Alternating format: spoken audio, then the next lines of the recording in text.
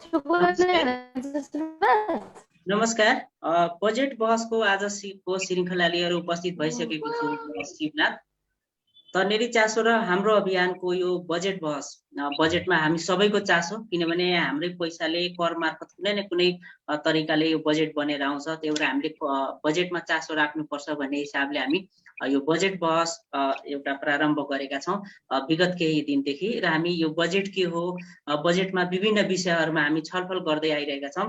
र सङ्घीय सरकारपछि अहिले प्रदेश सरकारले बजेट ल्याउने तर्खरमा छ, तयारी गरिरहेको छ। त्यस्तै अब प्रदेशपछि स्थानीय तहको बजेट आउने प्रक्रिया पनि सुरु भइरहेको छ।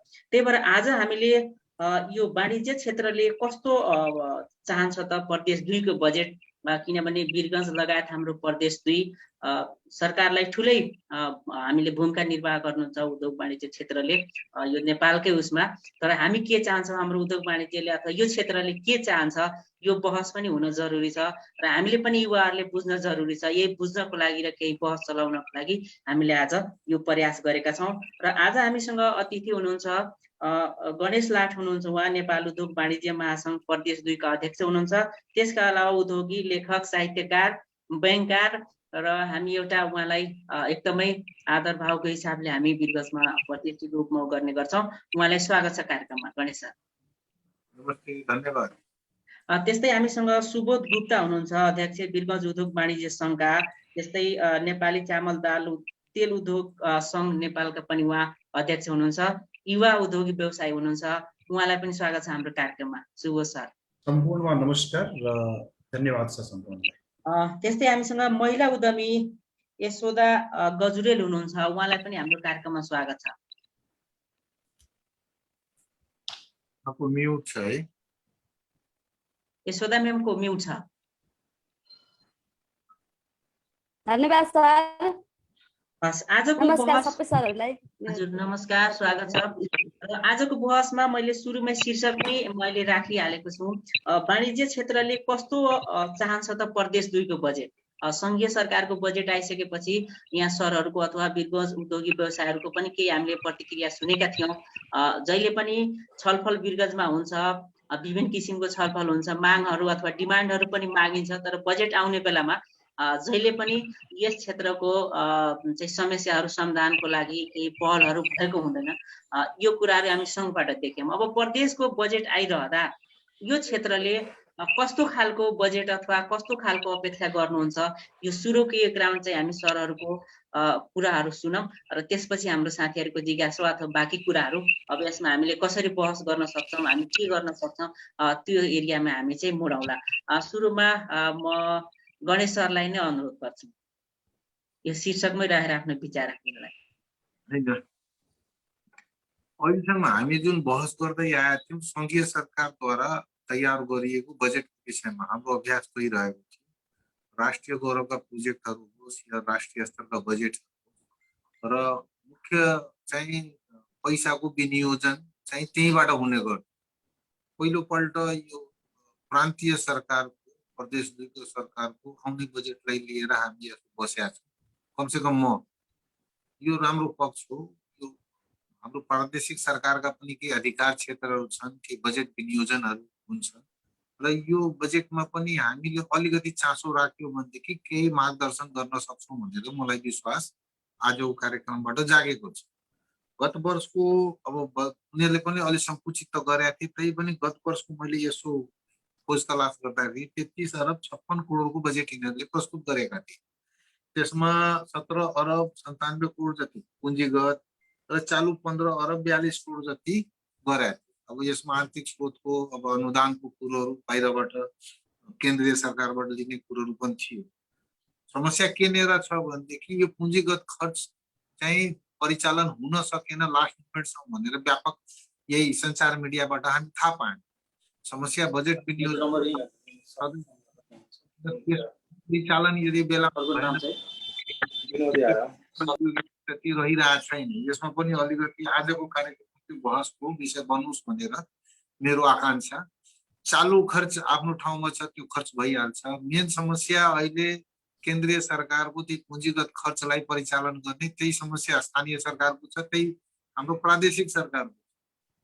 अब यसलाई कहाँ मोडिनुपर्छ, कहाँ फोकस गरिनुपर्छ भन्ने कुरोमा म आउँछु। आउनुभन्दा अगाडि पोहोर साल यिनीहरूले के गरेका थिए भन्ने कुरोमा अलिकति ध्यान यहाँहरूको आकृष्ट गराउन चाहन्छु। यिनीहरू कोभिडलाई ध्यानमा राखेर 70 करोड 27 लाख रुपियाँ छुट्याएका थिए। जस्तै 45 करोड जति जनकपुर अस्पतालको स्तरोन्नतिको लागि छुट्याएका थिए। जनता आवास कार्यक्रमको लागि 80 करोड 74 लाख छुट्याएका थिए। प्रत्येक निर्वाचन क्षेत्रमा कम्तीमा एउटा नाला 2 लेनको सडक, त्यो पनि 5 किलोमिटर कालोपत्रो गर्ने भनेर यिनीहरूले एउटा अब आह्वान गरेका थिए। लगभग 64 वटा सडक त्यस्तो बनाउँछौँ जसको लागि 67 करोड रुपियाँ यिनीहरूले छुट्याएका थिए। यावत कुरोहरूको बीचमा खानेपानी, ढल तथा अन्य सार्वजनिक शौचालयको नाममा 32 करोड 35 लाख रुपियाँ छुट्याएका थिए। निर्वाचन क्षेत्र विकास कार्यक्रमको हिसाबले पनि 2 अरब 35 करोड छुट्याएका थिए। स्थानीय अनुदान, स्थानीय निकायलाई अनुदानको लागि पनि यिनीहरूले 2 अरब 83 करोड छुट्याएका थिए। यो रकमहरूको जुन छुट्याएको थियो यसको खाका अहिलेसम्म हामीसँग आएको छैन कि हामी कति सफल भयौँ। कागजमा हेरियो छुट्याएको, हामी त्यो विनियोजन बमोजिम खर्च गर्न सक्यौँ कि सकेनौँ, सकेका छौँ भनेदेखि त्यसको स्थिति के छैन, त्यो हाम्रो पत्रकार साथीहरूको तर्फबाट त्यसको पनि अलि अनुसन्धान भयो भनेदेखि हामीलाई अलिकति ज्ञान पनि हुन्छ र प्रदेश सरकार कुन लेभलमा कति सफल भएछ त्यो आकलन गर्न सही हुन्छ। हाम्रो आफ्नो आकांक्षा के छ व्यापारिक जमातको भनेदेखि हामी मोटामोटी 4-5 वटा सेक्टरमै फोकस गर भनेर हामी सबै सरकारलाई, 3टै सहका सरकारलाई भन्दै आएका छौँ। यहाँ पनि त्यही कुरो दोहोऱ्याउँछु। मलाई लाग्छ सुबोधजी पनि त्यसैमा, यशोदा म्याम पनि त्यसैमा सहमति जनाउनुहुन्छ। हाम्रो विचार फरक हुनै सक्दैन। फर्स्ट प्रायोरिटी हामी सुरुदेखि भन्दै आएका छौँ हेल्थ र एडुकेसन। हेल्थ र एडुकेसनमा म्याक्सिमम बजेटिङ हुनुपर्छ, त्यो पनि दिगो किसिमको बजेट। त्यो नगद बाड्ने वा केही सामान बाडेर बजेट सकियाउनेबाट दिगो रिजल्ट आउँदैन। यो सेक्टरमा हेल्थको लागि र एडुकेसनको लागि दीर्घकालीन रूपमा केही हामी गर्न सक्छौँ भने यो पालिको बजेटमा त्यसलाई नै फोकस गर्नुपर्छ भनेर हाम्रो आह्वान। तेस्रो हो ट्रान्सपोर्टेसन। हामी पर्सा जिल्ला, अब 8 जिल्लाको कुरो गरौँ न, पर्सा जिल्ला मात्र कुरो गर्नु गलत हुन्छ। 8 जिल्लाको कुरो गर्ने भनेदेखि हामीहरू कर्णालीको दुर्गम क्षेत्र भन्दा पनि दुर्गम क्षेत्रमा पर्ने केही ठाउँहरू हामी कहाँ पनि छ। त्यहाँ अहिले पनि इन्डिया भएर नै गाउँ पस्नुपर्छ, खास गरेर बर्खायामको बेलामा। ट्रान्सपोर्टेसन कहीँ पनि संसारमा तपाईँले हेर्नुभयो होला, त्यो क्षेत्रको विकासमा ट्रान्सपोर्टेसनको भूमिका निर्णायक रहेको हुन्छ। अब प्रत्येक गाविसमा 5 किलो, गाविस त भनेको छैन, निर्वाचन क्षेत्र भनेको छ 5 किलोमिटर कालो पत्रो गर्ने भन्ने कुरो, त्यो मलाई लाग्छ सबैलाई खुसी पार्नलाई भनेको कुरो। त्यो अर्को वर्षमा 5 किलोमिटर कालो पत्रो पनि उकिसक्या हुन्छ। यो वर्ष हामी के भन्छौँ भने तपाईँ नमुनाको रूपमा खास खास निर्वाचन क्षेत्रहरू सेलेक्ट गर्नु, एउटा जिल्लामा एउटै राख्नुहोस् नभए, र त्यसलाई 5 किलोमिटर होइन 50 किलोमिटर पुर्याउनुहोस्। कालो पत्रो होइन, कालो पत्रो हाइवेमा गरिन्छ, जहाँ एकदम हाई स्पिडमा गाडी कुदाउनु पर्छ। 2 लेनको बाटोमा हामीले आरसीसी नै गर्नुपर्छ जुन दिगो रूपमा जान सक्छ। नाला नभएको त सडक बनाउनै हुन्न। नाला नभएको सडक बनाए, आज बनाए 1 वर्षभित्रमा त्यो उक्किहाल्छ। नाला त जरुरी छ। यो यहाँहरू मार्फत हामी आह्वान गर्न चाहन्छौँ। यो 3टा कुरो हेल्थ, एडुकेसन र ट्रान्सपोर्टमा फोकस हुनुपर्छ। चौथो कुरो बन्छ ल एन्ड अर्डर। हुन त यो केन्द्रीय सरकारको जिम्मेको चिज हो, गृह मन्त्रालय उनकै अन्डरमा छ, तर संविधानमा के अधिकार दिएको छ प्रदेशलाई। ल एन्ड अर्डरको मामलामा प्रदेश अहिलेसम्म विनियमहरू बनाएछ, ऐन बनाएछ, तर त्यो आएको छैन लागू। यो पालिको बजेटमा त्यो केही गर्न सकिन्छ भने ल एन्ड अर्डरको मामलामा सरकारले केही पहल कदमी गर्न सक्छ। 5औं कुरो हो ऊर्जा। हामीसँग सोलर छैन। हामीले जुन नक्साङ्कन भएछ त्यसमा हामीसँग अब त्यो ऊर्जाको मामलामा सोलर र विन्ड बाहेक कुनै विकल्प नै रहेन। हामीसँग त्यो अहिले जुन हामी जल सम्पदाको कुरो गर्छौँ हामीसँग छैन। सोलर इनर्जीको मामलामा लास्ट टाइम मन्त्रीज्यूले भनेका थिए 50 मेगावाटको हामी प्रोजेक्सन गर्दैछौँ, जबकि प्रान्तीय सरकारसँग जग्गा एक धुर पनि छैन, कि त केन्द्रसँग छ कि स्थानीयसँग छ। यो सोलरको मामलामा हामी कहाँ पुग्यौँ, कति के गर्दैछौँ त्यो अहिलेसम्म रिपोर्ट छैन। तैपनि म के भन्छु, सोलरको प्रोजेक्टलाई हामीले दायाँ बायाँ गर्न दिनुहुन्न, त्यसलाई अगाडि सार्नै पर्छ। यो प्रदेशलाई स्वावलम्बी बनाउन यसले ठुलो भूमिका निर्वाह गर्छ भविष्यमा। सोलर 50 मेगावाटको छ, सक्सेस भएपछि फेरि 50 थप र इन्डस्ट्रियल हब हो यो प्रदेश चाहिँ, यसकारण एनर्जीको कन्जम्सन यहाँ म्याक्सिमम हुन्छ। हामीले अरू प्रदेशको भरोसामा बस्नु भोलिको लागि आफ्नो लागि घातक हुन सक्छ भन्ने कुरो हामी यहाँ टक्रायौँ। अब यो प्रदेशमा एग्रिकल्चर ल्यान्डहरू, फर्टाइल ल्यान्डहरू म्याक्सिमम छन्, तर यहाँ भ्यालु एडेड क्रप कमसे कम छन्। त्यो कन्सेप्ट नै आएको छैन। अहिले पनि धान र गेहुँमै हामीहरू वर्षको 2टा बाली लगाएर मख पर्या हुन्छ, त्यसको उब्जनीले एकजना किसानको घर चलिरहेको छैन। यसकारण भ्यालु एडेड क्रपको मामला प्रादेशिक सरकारले के अभियान चलाउन सक्छ? एउटा किसानको घरमा वर्षको 8-10 लाख रुपियाँ आएन भने उसको सन्तान यहाँ काम गर्दैन, विदेशमा खाडी गएर बसिहाल्छ।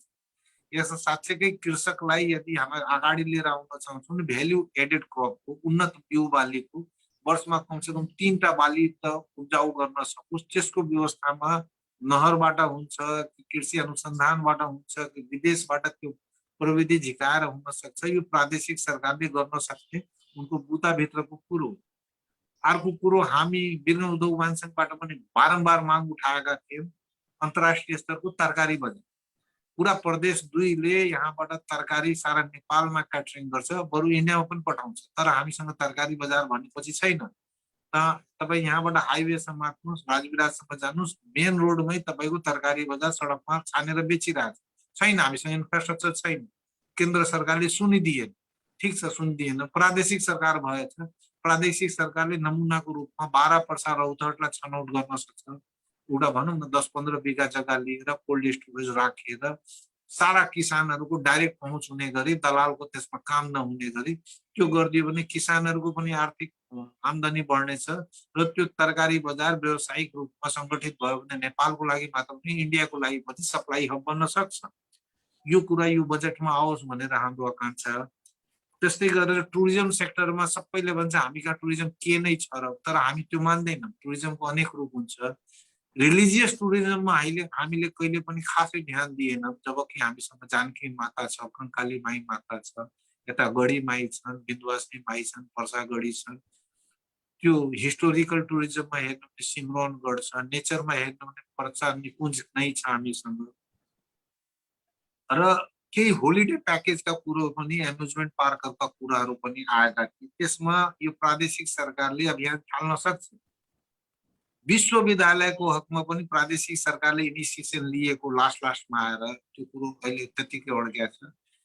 प्रादेशिक सरकारको विश्वविद्यालय हुनुपर्छ। त्यो साइन्स र कमर्स मात्र होइन, म त के भन्छु भने एग्रिकल्चर विश्वविद्यालय पनि हुनुपर्छ, जुन भरतपुरमा हामी हेरिरहेछौँ। यो बाहेकमा अब हामीहरू इन्डियातिर पनि हेर्यौँ, बङ्गलादेशतिर पनि हेरे, हरियाणामा तपाईँ गएपछि हेर्नुहोला, त्यहाँ राजस्थानतिर हेर्नुहोला, उत्तराञ्चलतिर हेर्नु, प्रादेशिक सरकारले आफ्नै औद्योगिक क्षेत्रको स्थापना गरेको छ। यहाँको प्रादेशिक सरकारले त्यो औद्योगिक क्षेत्र घोषणा गरेर स्पेशल इकोनोमिक जोन बनाएर संसारभरिका उद्योगपतिलाई निम्ताएको छ, विशेष सुविधा दिएर। गएका पनि छन्, नेपालका पनि थुप्रै उद्योगपतिहरू गएका छन्। त्यो अलिक क्रान्तिकारी पाइला हुन्छ यो सरकारको लागि। सुरुको 5 साल यो सरकारको लागि बेबी स्टेप भयो होला, भर्खरको सरकार, भर्खरको कन्सेप्ट, संविधान पनि बुझ्न समय लाग्यो, अधिकार पनि प्राप्त हुन समय लाग्यो। तर यो कुरोमा यो आउने अब बजेटमा हामी समावेश गर्न सक्छौँ भने यो औद्योगिक क्षेत्रको कन्सेप्ट मलाई लाग्छ यो क्रान्तिकारी कन्सेप्ट हुन्छ। आउने दिनमा प्रदेश 2लाई उभो लगाउने, आर्थिक रूपमा उन्नति दिने र यहाँका मान्छेलाई म्याक्सिमम रोजगार दिने यही नै संयन्त्र हुन सक्छ। मैले यति भनेर अहिलेलाई टुङ्ग्याए, अरू साथीहरूको पनि कुराहरू होला, उनको पनि सुनौँ हामी। धन्यवाद। हुन्छ, धन्यवाद सर। पक्कै पनि यी कुराहरू प्रदेश सरकारले पनि कमसे कम समावेश गर्यो भने हामी जुन यो नजिकको सरकार हुँदै हुँदै छुने सरकारसम्म, स्थानीयसम्म पुग्छौँ, केही न केही पक्कै पनि हुन्छ यो संहितामा। र सरले एउटा बडा राम्रै कुराहरू उठ्यो, जस्तै बजेट ल्याइदिने तर त्यो कार्यान्वयनमा नजाने, पुँजीगत जुन खर्च हुन्छ त्यो खर्चै नगर्ने, चालु खर्च जुन हुन्छ, जुन प्रशासनिक खर्च हुन्छ त्यो सबै सिध्याउने, तर पुँजीगत तर्फ जाँदै नजाने। अब यही सेरोफेरोमा रहेर शीर्षकमै रहेर म सुबोध सरतिर जान चाहन्छु र त्यसमा सरले अलिकति पर्सा जिल्लालाई टार्गेट गरिदिएर, जस्तै हामी अब अहिले पनि औद्योगिक क्षेत्रको कुराहरू हेर्छौँ, हामी बिर्गतदेखि पथलैयासम्मै जानु पर्यो भने अहिले पनि अवस्था के छ? हुन त अलिकति प्रगति देखिएको छ, तर असारसम्म मात्र त्यो प्रगति देखिने हो कि त्यो थाहा छैन कि असार साउनमा पनि त्यो देखिन्छ। त्यस्तै वीरगंज नजिकै एकदम हामी यो तिलालाई पनि पर्सा जिल्लासँग पुरै जोडिने देख्छौँ। त्यस रोडको पनि हालत त्यस्तै छ। यही वीरगंजको सेरोफेरोमा रहेर अझ यसमा सरकोमा केही कुराहरू थप्दै राखिदिनको लागि अनुरोध गर्छु म। धन्यवाद र पुनः सम्पूर्णमा नमस्कार। यो यत्रो राम्रो यो अहिले जुन माहौल बनाइदिनु भएको छ र यो बजेट सम्बन्धी यसलाई पोस्ट बजेट भनौँ हामी, पोस्ट बजेट सम्बन्धी जुन छलफल हामी गरिराखेका छौँ, मलाई लाग्छ यो टिम जुन यो कार्यक्रम अर्गनाइज गर्नुभएको छ उहाँलाई जति पनि हामी प्रशंसा गरे त्यो कम छ। हाम्रो कुराहरू डाइरेक्टली त्यो पुगिराखेको छ सम्पूर्ण साथीहरूको माझमा। पक्कै यो बजेटले हामीलाई कति खुस पार्न सक्यो त? यो बजेटसँग हाम्रो अपेक्षाहरू के थियो त?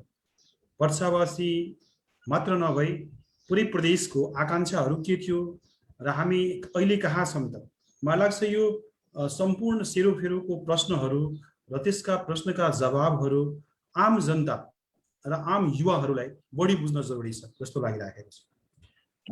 जसरी यो बजेट हामी अब अस्पष्ट के भन्छौँ कि यो स्वास्थ्यमुखी बजेट थियो र कोभिडलाई फोकस गरिएको बजेट हो र मलाई लाग्छ कि सरकारसँग यो एउटा ठुलो अस्त्र थियो कि यो कोभिडलाई हामीले फोकस गर्यौं र कोभिडलाई करिब स्वास्थ्य मन्त्रालयलाई 1 खर्ब 22 अर्ब 77 करोडको बजेट दियो र खोपको लागि 26 अर्ब 75 करोड लगायत औषधि खरिदको लागि 5 अर्ब अन्य उपकरणको लागि 4 अर्ब यदि 35-36 अर्ब चाहिँ यसको लागि गरियो भने अक्सिजन प्लान्ट्सको लागि पनि धेरै कुराहरू गरिएको छ, सहुलियतका कुराहरू गरिएको छ।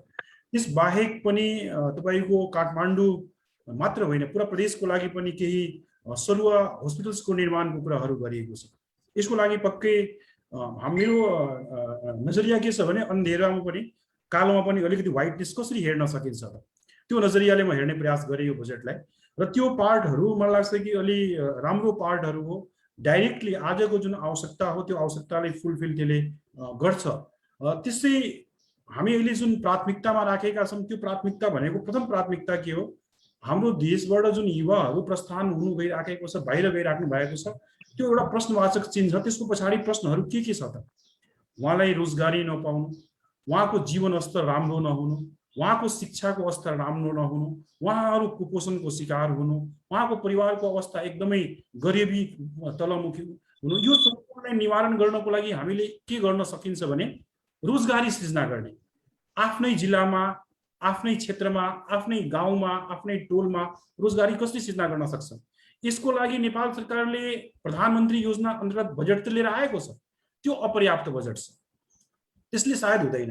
हामी भनिराखेका छौँ पुरै देशको जुन तपाईले भन्नु वीरगंज के हो, वीरगंजलाई यो यो पर्सालाई के कसरी हामी अगाडि बढाउन सक्छौँ भने पर्सालाई एक शब्दमा मान्छेले कही भन्छ यो चर्चा गर्दाखेरि यो पर्सा जिल्ला भनेको के हो भने यो एउटा औद्योगिक क्षेत्र हो, यो भनेको एउटा कृषिको हब हो। अब यो औद्योगिक क्षेत्रले जसले पुरा देशलाई 12 पर्सा औद्योगिक कोरिडोरले 50% यहाँका उत्पादनहरू आपूर्ति हामी गर्छौं भने यो सेक्टरमा धेरै जसो रोजगारी दिन सक्ने सम्भावनाहरू अहिले छ। करिब 1 लाख मजदुर हामी रोजगारी दिएका छौं भने आउने दिनमा त्यसलाई हामी 4 लाख 5 लाख कसरी गर्न सक्छौं? त्यसको लागि पार्ट के आउँछ? हामीले भनेको थियौं टेक्निकल इन्स्टिट्युटमा गभर्नमेन्टले लगानी गर्नुपर्छ भनेको टेक्निकल म्यान पावर बढाउनको लागि पोलिटेक्निक इन्स्टिट्युटहरू, इन्जिनियरिङ इन्स्टिट्युटहरू यो सेक्टरमा कसरी डेभलप गर्ने? नेपाल सरकार हामीसँग पीपीपीमा जान सक्छ। अहिले 3 वटा सरकार छ, संघ सरकार, राज्य सरकार र स्थानीय सरकार। वीरगंज उद्योग वाणिज्यसँग उहाँहरूसँग सहकार्य गर्न चाहिरहेछ, उहाँहरूसँग माग्न चाहिराखेको छैन। उहाँहरू हामी साथमा काम गर्न चाहनुहुन्छ भने हामी साथमा काम गर्छौं। पोलिटेक्निक इन्स्टिट्युट निर्माण गरौँ न त हामीसँगै मिलेर, इन्जिनियरिङ इन्स्टिट्युट निर्माण गरौँ त हामीसँगै मिलेर, हाम्रो पनि स्टेक हुन्छ। तपाईको पनि यहाँको जनतालाई हामी टेक्निकल गरौँ न त। हामी भन्छौं जुन डोनेसन हामीहरू वर्ल्डबाट मागिरहेछौं, हामी बारम्बार भन्छौं कि हामीलाई डोनेसन नदिनुस्, हामीलाई टेक्निकल बनाइदिनुस्, माछा हामीलाई दिने बानी माछा मार्न सिकाइदिनुस्, हामी जुन कुराहरू भन्छौं। मेरो भनाइ त्यही हो। आज भारत सरकारले यहाँ एम्बुलेन्स बाँड्नु, धेरै कुराहरू चाबी दिएर ठुलो ठुलो न्यूज बनाउनु, त्यो भन्दा राम्रो पार्ट के हो कि अन्य सरकारहरू पनि जुन डोनेसन दिन चाहिरहेछ टेक्निकल डोनेसन्स हामीलाई दियोस् र त्यो बजेटबाट कसरी त्यसलाई अगाडि हामी बढाउन सक्छौं त्यो पार्टमा हामी जान सक्छौं। त्यसपछि यो पर्सा जिल्लाको कुरा गर्दाखेरि वीरगञ्जको कुरा गर्दाखेरि हामी के भनेका थियौं, वीरगञ्ज भनेको अब नयाँ वीरगञ्ज तर्फ प्रवेश गरिराखेको छ। जसरी न्यू दिल्ली, ग्रेटर नोएडाको कुराहरु आउँछ, यसरी अब वीरगञ्ज भनेको यो आदर्श नगर, माइस्थान र यो अब यो वीरगञ्ज भनेको यो पुरानो वीरगञ्ज हो। नयाँ वीरगञ्ज भनेको ड्राइपोर्ट आईसीपी देखि लिएर जुन ठुरीहरुको एरिया छ त्यो एरियालाई डेभलप गरौँ न त। आईसीपी आइसिक्यो, ड्राइपोर्ट आइसिक्यो, गरिबी त्यहाँ छ, हामी एकदम पुच्छरमा यहाँ डेभलप गरेर बसिराखेका छौं। त्यो एरियालाई डेभलप गर्नको लागि पावर हाउस देखि लिएर पोखरियासम्मको ठाउँलाई एउटा तपाईको फुड पार्कको रूपमा हामी डेभलप गरौँ न त। हामीले सुझाव दिएको थियौं, त्यहाँ फुड पार्कहरु स्वस्फूर्त रूपमा 100-150 त्यहाँ फुड इन्डस्ट्रीजहरु चलिरहेछ। त्यो अहिले आउने दिनमा त्यहाँ पनि स्थिति खराब हुन सक्ने सम्भावनाहरु हुन, त्यो फुड पार्क डेभलप गरौँ। त्यसपछि पोखरियादेखि ठुरीको जुन एउटा एरिया छ भ्याकेन्ट छ, त्यहाँ आम नागरिकहरु एकदम गरिब हुनुहुन्छ, उहाँको जीवन स्तर एकदम कमजोर छ, त्यहाँ बेरोजगारीको समस्या छ।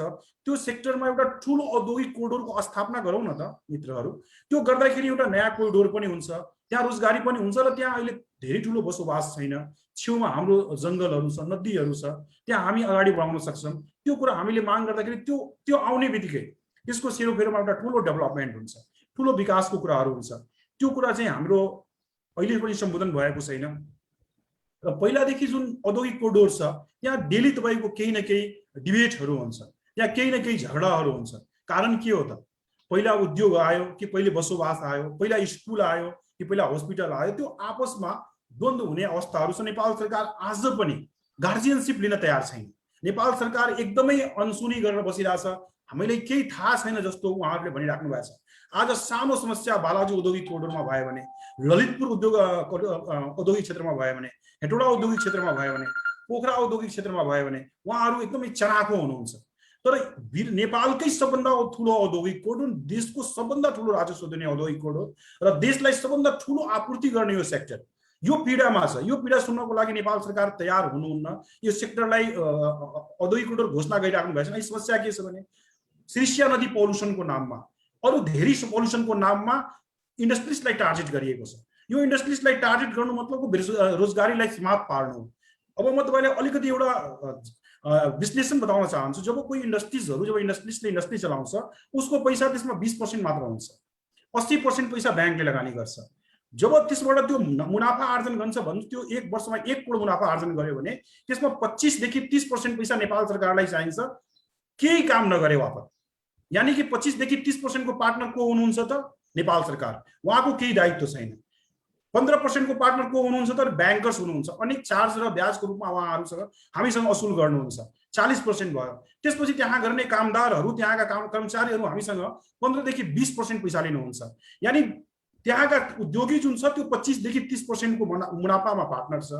सम्पूर्ण समस्या उलाई चाहिँ थुन्नु पर्यो भने उद्योगीलाई, जे यातना दिनु पर्यो भने उद्योगीलाई, तर नाफा लिनको लागि यो सम्पूर्ण। फेरि कुनै उद्योग घाटामा गयो भने नेपाल सरकार घाटामा तपाईको पार्टनर छैन, उ चाहिँ नाफा मात्र उलाई ट्याक्स चाहिएको छ। घाटा लाग्यो भने भन्छ हाम्रो घाटा मान्नको लागि तयार छैन। त्यसले गर्दाखेरि उद्योगीलाई गाली दिनु भन्दा पहिला यो हेर्न जरुरी छ उद्योगीको त्यसमा स्टेक कतिको छ र त्यसमा अरु पार्टनरहरु को हुनुहुन्छ। कुनै दण्डको कुरा आइराछ भने त्यो नाफामा त नेपाल सरकारले पनि त त्यो नाफा खाएको अवस्थाहरु छ। त्यसले गर्दाखेरि यो सम्पूर्ण कुरालाई बुझेर त्यो उद्योगी भनेको देशको एसेट हो, देशको पाँचौं अङ्गको रूपमा यो उद्योगीहरूलाई जबसम्म हामीले मान्यता दिन सक्दैनौं, उहाँको प्रोटोकलहरू मेन्टेन गर्न सक्दैनौं, उहाँलाई इज्जत प्रतिष्ठा हामी दिन सक्दैनौं। आज अवस्था के छ त? हामीले भनेको थियौं यो जेल र नेलको जुन अवस्था छ देशमा, एउटा कुनै पनि कर्मचारी, कुनै पनि कार्यालयको, त्यो आन्तरिक राष्ट्र कार्यालय भनौँ, राष्ट्र अनुसन्धान कार्यालय भनौँ, भन्सार कार्यालय भनौँ, कुनै पनि कार्यालयको एउटा हाकिमले कुनै पनि उद्योगीलाई एउटा आफ्नो कलमले जेल गर्न सक्ने जुन प्रावधानहरू छ यो यसको हामी एकदम घोर भर्त्सना गर्छौं। कुनै पनि आर्थिक तपाईको हिनामिना भएको छ भने त्यसको आर्थिक दण्डहरू आउनुपर्छ। यो प्रक्रियाहरू के भने निजी क्षेत्रको मनोबल डाउन गरेको छ, तल गरेको छ। उले नयाँ आफ्नो योजनाहरू ल्याउन चाहिराखेको छैन। यो गर्न मतलब के हो भने निजी क्षेत्रको मनोबल बढ्नु भनेको रोजगारी बढ्नु हो, देशमा तपाईको अर्थतन्त्र बढ्नु हो। यसको लागि मैले यसलाई फोकस गरे। त्यसपछि यस क्षेत्रका विकासको लागि हामीले भनेको थियौं वीरगञ्जदेखि ठोरीसँग एउटा ठूलो राजमार्ग बनाउन त हामीले, किनभने वीरगञ्ज पर्साको विकासको लागि यो राजमार्गको जरुरी छ। यो राजमार्ग गएर हाम्रो पोखरियासम्म किन सीमित हुन्छ त? त्यसपश्चात हामीले भनेको थियौं यस क्षेत्रको विकासको लागि हाम्रो फास्ट ट्र्याक त्यसपछि अन्तर्राष्ट्रिय एयरपोर्टको जुन अवधारणा मात्र छ, आश्चर्य हुन्छ। खर्बौँको प्रोजेक्ट छ, 8 अर्ब रुपियाँ छुट्याइएको छ तपाईँको फास्ट ट्र्याकको लागि।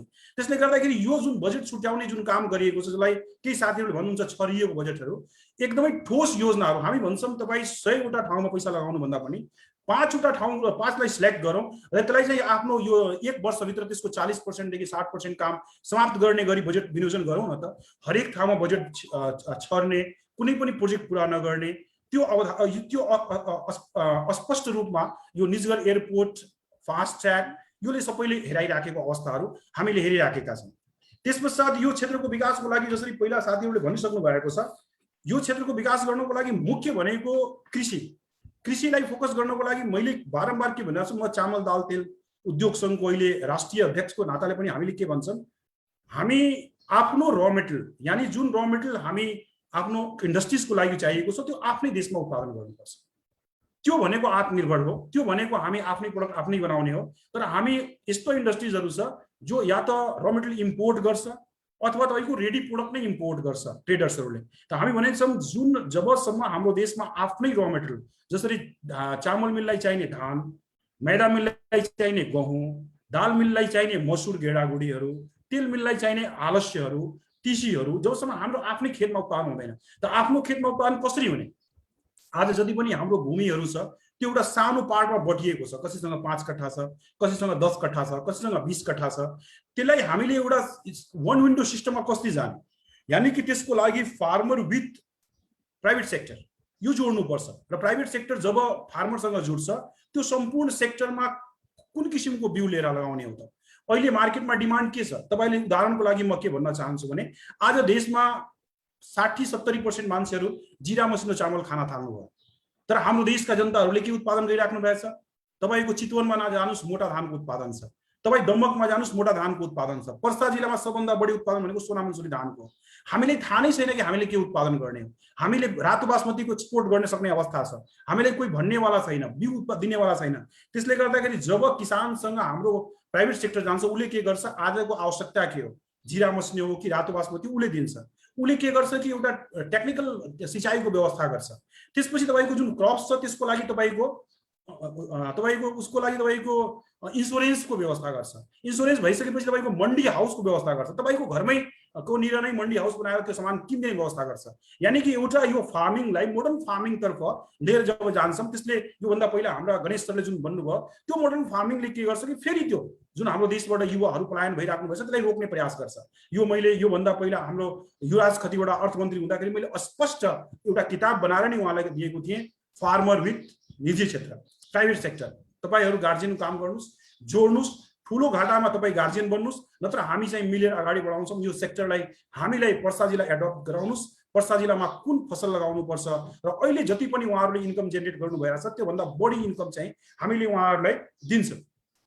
यो कुराहरू हामी बुझाउने प्रयास गरेको छौँ र आज यो जुमको माध्यमबाट फेरि म यो कुराहरू राख्न जमर्को गरेँ। त्यसपछि एउटा धेरै नै अहिले भाइब्रेट गर्ने एउटा इस्यु म राख्न चाहन्छु। त्यो भाइब्रेट गर्ने इस्यु के हो भने, तपाईँहरूलाई थाहा होला कि नेपालमा कहीँ पनि ठुलो ठुलो हाइड्रो पावर जब बनाइन्छ, त्यहाँका जनताहरूलाई त्यसमा केही न केही सेयरहरू डोनेट गरिन्छ, पार्टनरसिप दिन्छ। यानी कि त्यसको अधिकार मानिन्छ कि त्यो सेक्टरको जनतालाई दुःख पाइन्छ, या उहाँहरूको जमिनहरू अधिग्रहण भएको छ, या उहाँहरूले पल्युसनबाट त्यस्तो अवस्थामा पुग्नु भएछ। त्यही कुरा म के जोड्न चाहन्छु कि देशको 60% तपाईँको कस्टम रेभेन्यू दिने यो ठाउँ, देशको 40 देखि 45% इन्डस्ट्रियल र कमर्स रेभेन्यू दिने यो ठाउँ, यत्रो ठुलो रेभेन्यू दिने यो ठाउँलाई जब बजेट हामी विनियोजन गर्छौँ, त्यो बजेट विनियोजन गर्दाखेरि हामीले उहाँलाई साइड कर्नर किन गर्छौँ? के उहाँको अधिकार छैन? यो क्षेत्रको अधिकार छैन? मलाई लाग्छ 7वटै स्टेटको कुरा गर्दाखेरि हामी ट्याक्समा सबभन्दा बढी दिने ठुलो ट्याक्स पेयर हौँ। हेर्नुहुन्छ तपाईँहरूको परिवारमा पनि के हुन्छ भने, एउटा छोराले राम्रो कमाइ गरिराखेको छ भने उसको अवस्था पनि राम्रो हुन्छ, उसलाई चाहिँ बुवाले पनि राम्रो माया गर्नुहुन्छ, यो छोरा मेरो धेरै राम्रो छ, यसलाई अलिकति माया गरौँ भन्ने कुराहरू आउँछ। खै त हाम्रो प्रदेशलाई माया गरेको हामीले त अनुभूति भएको छैन। त्यो माया गर्नु भनेको यो सेक्टरमा बजेट आउनु हो र बजेटको साथसाथमा योजना आयोगले योजना बनाएर त्यसलाई त्यसको विकास पुरा गर्नु हो। यसमा त हामीले अनुभूति भइराखेको छैन। त्यसले गर्दाखेरि फेरि म यो कुरा यो जुम मिटिङको माध्यमबाट अनुरोध गर्न चाहन्छु हाम्रो सङ्घ सरकारले जुन स्टेटको जुन सेक्टरमा भाइबिलिटी छ, र त्यो भाइबिलिटीको आधारमा उसले काम गरिराखेको छ भने त्यो अनुसारमा उसलाई बजेट दिनुपर्छ। जसरी भाइबिलिटीको मैले कुरा गरेँ, एउटा कुरा हामीसँग कसैले छिन्, यो 12 पर्सा औद्योगिक कोरिडोर यो पर्सा जिल्ला नेपालको सेन्टर अफ दि ओरिजिन, नेपालको यस्तो सेन्टरमा लोकेटेड छ कि यहाँबाट हामी विराटनगर पनि माल पठाउन सक्छौँ, भैरवा पनि पठाउन सक्छौँ, नारायणघाट पनि पठाउन सक्छौँ, काठमाडौँ पूर्व पश्चिम उत्तर दक्षिण चारैतिर माल हामी पठाउन सक्छौँ, आयात पनि गर्न सक्छौँ, निर्यात गर्न। यो भनेको जोग्राफिकल हाम्रो गिफ्ट हो गडबाट। यो जोग्राफिकल गिफ्टको बेनिफिट यहाँका वासीलाई पाउनु परेन। यत्रो ठुलो हामी ट्रान्सपोर्टेसन, यत्रो ठुलो हाम्रो कार्गो हब यो भएको ठाउँलाई नेपाल सरकारले जुन बजेट विनियोजन गर्छ, त्यो बजेट विनियोजन गर्दा यसको स्थान 50औं स्थानभन्दा पनि सानो छ जिल्लामा कुरा गर्दाखेरि। यो कुरा जति पनि हामीले माग गर्दाखेरि नेपाल सरकार यसलाई अनसुनी गरेर अगाडि बढ्ने अवस्था हामीले हेरिराखेका छौँ। र अहिले 6:36 भइसकेको छ। मलाई लाग्छ कि 15 मिनट मैले बोलिसकेको अवस्था छ। र म पुनः के भन्न चाहन्छु कि वीरगञ्ज उद्योग वाणिज्य संघ आफ्नो दायरालाई फराकिलो गर्न चाहिरहेको छ।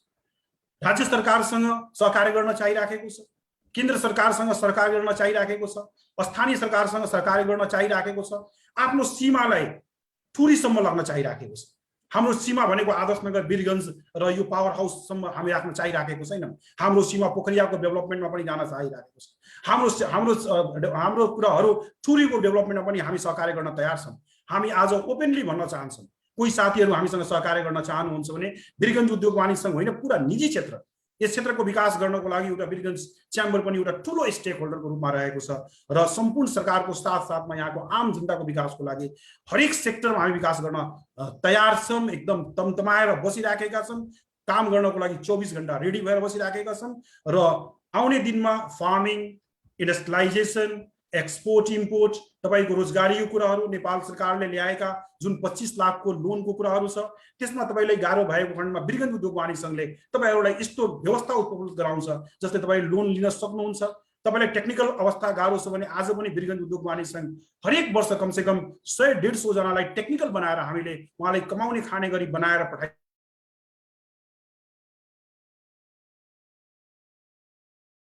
तपाईँसँग अब फर्महरू भर्ने गाह्रो भइरहेछ भने त्यसको लागि कोअर्डिनेसन पनि गर्न सक्छौँ। एउटा ठुलै छुट्टै व्यवस्था गरेर तपाईँहरूलाई सहयोग गर्नको लागि हामी अगाडि बढ्छौँ।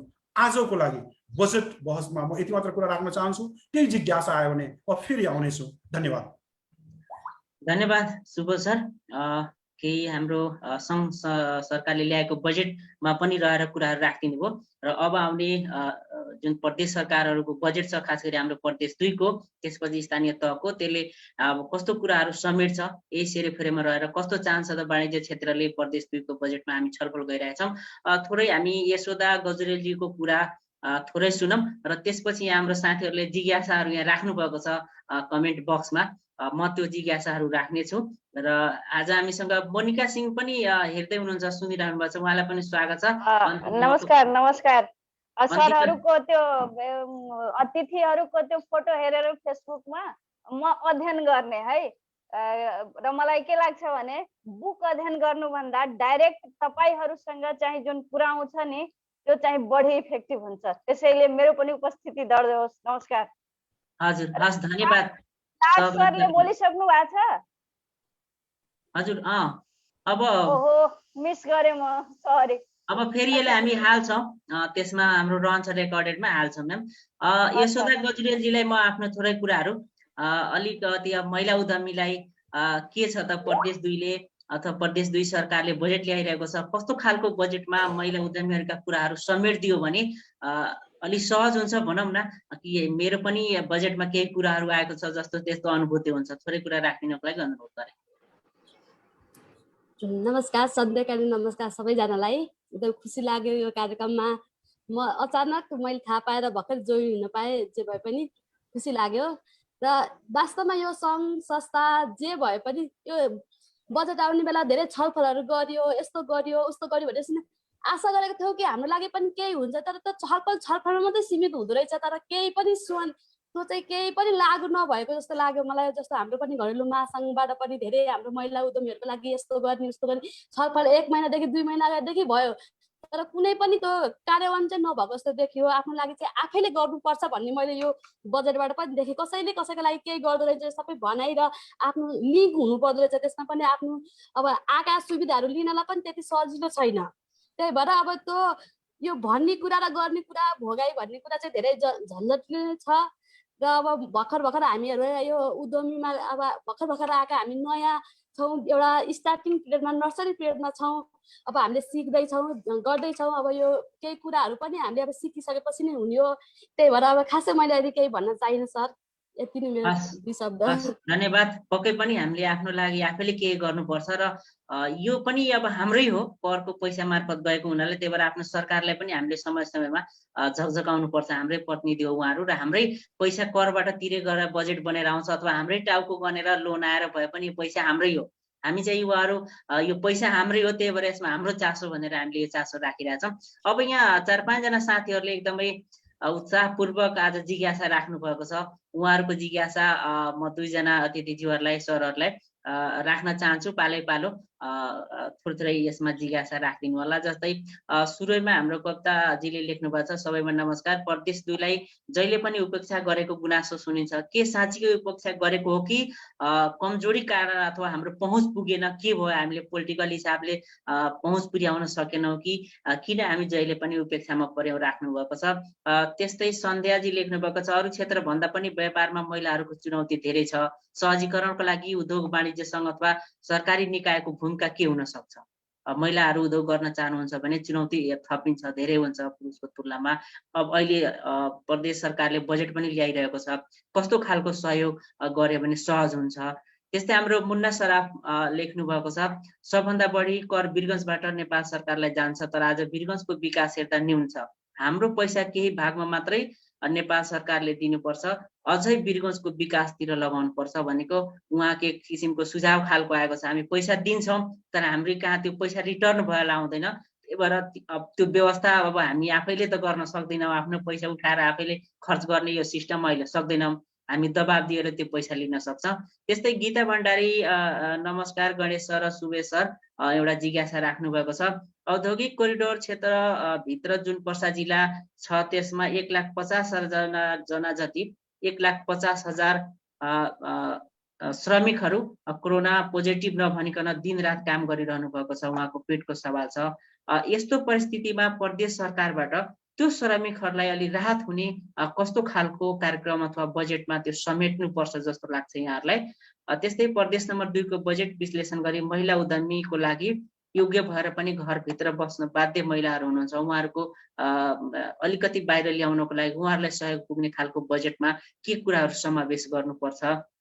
र अन्त्यमा प्रवीण खड्का लेख्नुहुन्छ, कोरोना महामारीमा बन्द भएका उद्योग सञ्चालनमा ल्याउन सरकारले के कस्तो विकास बजेट आवश्यक छ? उद्योग वाणिज्य महासंघ अथवा सरहरू कसरी त्यसमा पहल गर्दै हुनुहुन्छ? किनभने यो कोरोनाले गर्दाखेरि त उद्योगमा पनि मार परेको छ। यसको लागि सरकारले केही कुरामा राहत दिनुपर्छ, जस्तै बिजुली, विद्युत अथवा अरू केही कुराहरूमा। त्यसको लागि यहाँहरूको पहल के छ? म पालै पालो अनुरोध गर्छु। शुभ सर भर्खर बोल्नु भएकोले एकछिन म गणेश सरतर्फ जान चाहन्छु। सरको म्युट छ, अनम्युट गर्नु पर्यो। सुरुमा सबभन्दा सुरुमा कुरो आएको थियो मेरो विचारमा, प्रदेशलाई किन हेपिया छ, प्रदेश किन हेपिया छ? यो इतिहास नै साक्षी छ। कुनै बेलामा राजा रजौटेहरूलाई सजाय दिइन्थ्यो, दरबारीहरूलाई त कहाँ पठाइन्थ्यो? हेटौडा पारी, मकवानपुर पारी। यो औँलोग्रस्त क्षेत्रको रूपमा गनिन्थ्यो। यहाँ आउनुको अर्थ पेनल्टी हो, पनिसमेन्ट हो। त्यो भोगाई, त्यो साइकोलोजी त्यो सत्तामा बसेका मान्छेहरूको अहिले पनि छ। यसमा मैले जिब्रो चपाएर बोल्नु जरुरी छैन। यो बोलेर हामीले आएका छौँ र आज पनि त्यो कुरो दोहोऱ्याएर बोल्नुपर्छ। काहीँ न काहीँ छ, त्यो भावना छ। तर सारा दोष उनीहरूलाई लगाएर पनि हामीलाई मुक्ति प्राप्त हुनेवाला छैन। हाम्रो नेतृत्व क्षमतामा, हाम्रो बार्गेनिङ क्यापासिटीमा र हामीले आफ्नो कुरो प्रेजेन्ट गर्दाखेरि जुन स्ट्रङली लजिकली राख्नु पर्ने हो, त्यहाँ पनि काहीँ न काहीँ चुप भइरहेको जस्तो लाग्छ। खुलेरै बोल्ने हो भनेदेखि हाम्रो प्रदेश सरकारले लगत्तै 3 वर्षसम्म संघीय सरकारसँग झगडा गरेर नै बितायो। हरेक पल्ट मुद्दा हाल्ने कुरो आउँथ्यो, कानुन बनायो, प्रदेश सरकारले संघीय सरकारले रिजेक्ट गर्यो, कानुन बनायो, प्रदेश सरकारले रिजेक्ट गर्यो। त्यो दोहोरी जस्तै नै चलेको थियो। जबकि हामीलाई थाहा छ सत्तामा बसेका संघीय सरकारबाट नै हामीले अनुदान बापतमा रकम पाउने। यो संविधान बनाउँदाखेरि हामी व्यापारीहरूले भन्दै आएको कुरोमा अलिकति ध्यान पुगेन हाम्रा राजनीतिक नेतृत्वहरूको। राज्यले, केन्द्रीयले 4 किसिमको ट्याक्स, बाक्लो ट्याक्स उठाइरहेको थियो जसबाट राज्य चलिरहेछ। त्यो आयकर, मकर, अंशुल्क अनि मालपोत। आयकर, मकर, अंशुल्क सबभन्दा बाक्लो हो, भन्सार पनि छ यसमा 4 वटा, अनि मालपोत। यसमा मालपोत त स्थानीय र प्रान्तीय सरकारलाई जिम्मा लाए उनीहरू, तर ये 4 वटा ट्याक्स सबै आफ्नो अन्डरमा राखेर दामाशाहीले 7 वटा प्रदेशमा बाँड्ने भनेर जुन निर्णय गरे नि, त्यहाँ सबभन्दा ठुलो चाहिँ हामीलाई अप्ठ्यारो भयो। भारततिर हेर्नुहुन्छ भनेदेखि एउटा ट्याक्स चाहिँ स्थानीय सरकारले, प्रान्तीय सरकारले पाएको हुन्छ। त्यो नभएपछि हामीहरू जहिले पनि अब संघीय सरकार मुख ताक्ने भन्यो, मुख ताक्नु पर्ने भन्दाखेरि अब रिझाएर लिन सकिन्थ्यो, बार्गेन गरेर लिन सकिन्थ्यो, या आफ्नो लबिङ गरेर लिन सकिन्थ्यो, टेबल ठटाएर लिन सकिन्थ्यो। त्यो हामी कहीँ न कहीँ त्यो हाम्रो एप्रोच पुगेन, त्यहाँ हामी कमजोर भयौँ। अर्को, संघीय सरकारमा पनि हाम्रा जुन प्रतिनिधिहरू गए त्यति बलिया भएर प्रेजेन्ट हुन सकेन। अर्थमन्त्री बुटवल भेरुवातिरका भन्दाखेरि बुटवल भेरुवा गुल्जार हुँदो रहेछ आँखा अगाडि। झापातिरका प्रधानमन्त्री भन्दाखेरि त्यहाँ दमक र त्यो बिर्तामोडको एरिया गुल्जार हुँदो रहेछ, बजेट छुट्याइदो रहेछ। यो पालिको पनि बजेटमा हेर्नुभयो होला खास इलाकामा राम्रो बजेट छुट्याएको छ। कमसेकम 10 पल्ट काठमाडौँ सुन्नुभयो होला। यताबाट सुरुङमार, उताबाट फ्लाइओभर, उताबाट आउटर रिङ रोड, अनेक कुरोहरू आए नि। हामी यो कमाएर दिने दुहुनो गाईको लागि एउटा अस्पतालको पनि पुरो गरेनन्, सिमरा हस्पिटलको पनि, यो सिमरा एयरपोर्टको पनि पुरो गरेनन्, फास्टट्र्याकको पनि पुरो गरेनन्। एयरपोर्ट त परै जाओस्, हाम्रो यो बुलाकी सडक मार्गको पनि पुरो गरेनन्। यो कुरो त हामी सुनिरहेछौँ नि। यो कुरोमा हाम्रा क्षेत्रबाट चुनाव जितेर गएका संघीय सरकारमा जुन हाम्रा नेताहरू छन्, त्यो कुरोलाई उनीहरूले जुन प्रभावकारी ढङ्गले उठाउनु पर्ने थियो, मलाई लाग्छ त्यहाँ चुक भएको छ। त्यो चुक हुनु पछाडिको कारण मलाई लाग्छ पार्टीगत मतभिन्नता पनि होला। तर हाम्रो के चाहना हुन्छ हामी जनताको, कमसेकम विकासको मुद्दामा यो पार्टीगत मामिलालाई एकतिर राखेर मिनिमम कमन एजेन्डा अन्तर्गत बसेर आफ्नो एरियाको लागि, डिमान्डको लागि तपाईको त्यहाँ स्थानीय प्रशासन मन्त्रालयमा होस्, या त्यहाँको अर्थ मन्त्रालयमा होस्, या त्यहाँको उद्योग मन्त्रालयमा होस्, या स्वास्थ्य मन्त्रालयमा होस्, या शिक्षा मन्त्रालयमा, हामीले धरना कसेर पनि लिएर आउनु पर्ने थियो प्रोजेक्टहरू। त्यो आउन सकेन। फेरि हामी काठमाडौँ जाँदाखेरि मन्त्रालयका सचिवहरूलाई भेट्दाखेरि एउटा गुनासो बारम्बार भन्छन्, हाम्रो प्रशासनिक इकाइ बहुत कमजोर छ। त्यो स्थानीय लेभलमा होस्, या प्रान्तीय सरकारको होस्, या संघीय सरकार। बजेट आए पनि के गर्नु, त्यो परिचालन नै हुन सक्दैन। 6 महिनासम्म त टेन्डर नै आह्वान भएको हुँदैन। टेन्डर आह्वान भएपछि त्यो टेन्डर परेको हुँदैन, पैसा फ्रिज हुन्छ। संघीय सरकारले पैसा पठाउँदैमा त्यो प्रयोग नहुँदाखेरि त कमजोरी त हाम्रै झल्किया छ। यसकारण दुवैतिर 22 वर्ष यो समस्या म हेरिरहेको छु। अब हामीले हाम्रा नेतृत्वलाई पनि किन गाली गर्न सक्दैनौँ भनेदेखि तिनीहरू पनि हामी मध्ये नै गएका छौँ, जनताले नै चुनेर पठाएका छन्। कहीँ न कहीँ जनता पनि त्यसमा नालायक भएछ भनेर म मेरो हिस्साको नालायकी पनि मेरो जिम्मामा लिए हो, त्यहाँ कमी कमजोरी छ। तथापि अगाडिको दिनमा के गर्न सकिन्छ भनेर सोध्नुहुन्छ भने सजिलो छ। मिनिमम कमन एजेन्डा अन्तर्गत सारा हाम्रा जनप्रतिनिधिहरू एक ठाउँ बस्ने हेबिट बसालौँ। त्यसको लागि क्लब गठन गर्ने हो, या समिति खडा गर्ने हो, या प्रतिष्ठान खडा गर्ने हो, प्रदेश 2 विकास समिति भनेर नाम राखौँ, कि पर्सा 12 रौतहट राखौँ, जे सुटेबल हुन्छ त्यो राखौँ। त्यसमा त्यो मिनिमम कमन एजेन्डा अन्तर्गत हामीहरू लबिङ गरौँ। त्यसमा स्थानीय सरकारका पनि प्रतिनिधिलाई सामेल गरौँ, तपाईको प्रादेशिक सरकारका प्रतिनिधिलाई सामेल गरौँ। एउटा ट्युनिङको कमी छ तीनटै सरकारको बीच। आफ्नै मान्छे भएर पनि के गर्नु। धेरै प्रोजेक्टमा हामीहरू डुप्लिकेसी पनि हेर्यौँ। संघीय सरकारले केही दिएर गएछ, लगत्तै प्रादेशिक सरकार आयो त्यहाँ दिने, त्यही ठाउँमा लगत्तै स्थानीय सरकार त्यही दिन आयो। कि त बाडै छ, नगद बाड्या छ, सामान बाड्या छ, कि त छुट्टै छ। त्यो ट्युनिङ पनि अलिकति नमिलेर पनि पैसाको जुन रिजल्ट आउनु पर्ने थियो आउन सकेन। लास्ट इयरको ट्रेजेडी हामी के हेर्यौँ भने मुख्यमन्त्रीज्यू आफ्नो मुखले नै भन्नुभएको थिए भेन्टिलेटरको लागि हामी टेन्डर गरौँ, टेन्डर नै परेन। मुख्यमन्त्रीजीले त्यो टेन्डर आह्वान गर्दैमा भेन्टिलेटर उपलब्ध हुने चिज होइन। इन्डियामा अमेरिकामा समेत त्यति बेला हाहाकार थियो। त्यो खरिद ऐन जुन छ नेपाल सरकारको त्यो पनि बडा जटिल छ। त्यो खरिद ऐन अन्तर्गत खरिद गर्न खोज्यो भने त्यो मान्छे मरेर जान्छ, भेन्टिलेटर किन्नेवाला छ। पोहोर साल तपाईँको एम्बुलेन्सको लागि पैसा छनौट भएको थियो, यो वर्ष खरिद भएर आएको छ। कल्पना गर्नुहोस् न, एउटा एम्बुलेन्स खरिद गर्न हामीलाई 1 साल लाग्दैन। यसकारण हाम्रो प्रादेशिक सरकारले पनि आफ्नो खरिद प्रक्रिया ऐनमा के संशोधन गर्न सक्छ त्यो ऐन मार्फत ल्याउन सक्यो भने सजिलो हुन्छ। अर्को हामीले जुन समस्या हेरिरहेछौँ, प्रादेशिक सरकारसँग जग्गै छैन, केही जग्गा छैन, कि संघीय सरकारसँग छ कि स्थानीय सरकार। यसका जुन पनि प्रोजेक्सनको कुरो हुन्छ सबभन्दा समस्या ठुलो हुन्छ कहाँ गर्ने भन्ने। यो कुरोमा पनि अलिकति प्रादेशिक सरकारले कुनै इनोभेटिभ आइडिया निकाल्न सकियो, संघीय सरकारसँग लिजमा जग्गा माग्न सकियो, या पैसा तिरेर किन्न सकियो, या स्थानीय सरकारसँग ट्युनिङ गरेर गर्न सकियो। जस्तै हालसालै एउटा राम्रो अभियान हाम्रो प्रदेश दुईटा मुख्यमन्त्रीजीले चलाए, भएकै ठाकुराम कलेजलाई चाहिँ भाडामा लिएर विश्वविद्यालय सञ्चालन। इनोभेटिभ आइडिया, त्यस्तो आइडिया निकाल्न सकियो ठिक छ। अदरवाइज संघीय सरकारकै मुख ताकेर बस्ने गाह्रो हुन्छ। यति भनेर यो पहिलो नम्बरको क्वेसन म यहाँ टुङ्ग्याएँ। अब हाम्रो मुन्ना सराफजीले जुन भन्नुभएको थियो नि, वीरगन्जले कमाएर दिने, वीरगन्जलाई किन त्यो हुँदैन, यो कुरो त हामीले भनिराखेको कुरो हो। जमाना अगाडि हामीले ग्रेटर वीरगन्ज बनाएको थियौँ, अभियान माग पत्र नै प्रस्तुत गरेका थियौँ। वीरगन्जमा 5 वटा पूर्व प्रधानमन्त्रीलाई बोलाएर 20 वटा बुन्दामाथि छलफल गरेका थियौँ, सही गरेर गएका। अहिले हामी के भन्दै आएछौँ, हामी जति तिरिरहेछौँ नि करहरू, त्यसको 1% मात्र हामीलाई फिर्ता दिनुहोस्। यो क्षेत्र जम्मा 1%, हामीलाई अरू केही चाहिएन, हामी त्यसैमा ल्याइदिन्छौँ। तर त्यहाँ छ बेमानी छ, त्यो कुरो भयो। राहत बाँड्ने कुरोमा अलिकति हाम्रो साथीहरूले भने त्यो कुरोमा म अलिकति के विमति राख्छु भनेदेखि यो राहतमा जुन अन्नहरू बाँडिन्छ, सामानहरू बाँडिन्छ, जनतालाई बिगाड्ने काम भइरहेछ।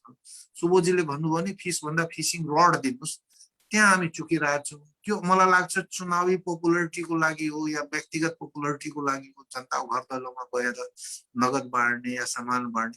तत्कालीन त राहत होला, नो डाउट, त्यसको रिजल्ट त जिरो हुँदैन, तर यसले चाहिँ दिगो उपलब्धि दिन सक्दैन।